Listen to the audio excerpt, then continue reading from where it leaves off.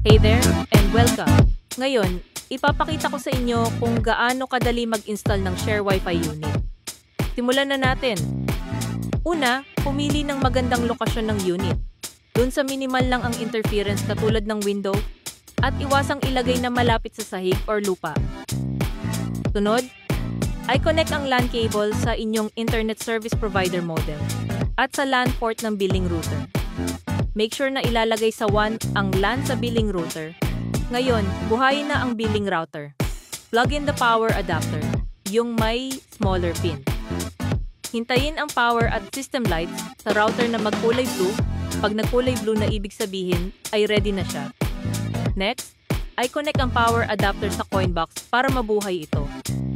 Makakarinig ka ng sound. Hintayin na tumigil ito. Kung hindi matapos yung sound sa 1 or 2 minuto, i-unplug and isaksak lang ulit ang power adapter.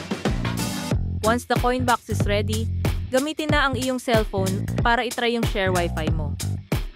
Pumunta sa Wi-Fi settings mo at hanapin yung may pangalang Share Wi-Fi. Pwede mong baguhin ang pangalan niya, which we will cover sa sunod na video. Pag connected ka na, you will be redirected sa Share Wi-Fi webpage. Click yung Insert Coin button sa webpage. Tapos, pwede ka nang maghulog ng coin sa coin box. Then, click mo kung ang gusto mo ay 1 piso plan or 5 piso. Pagkatapos nun, ay connected ka na sa internet. Congratulations!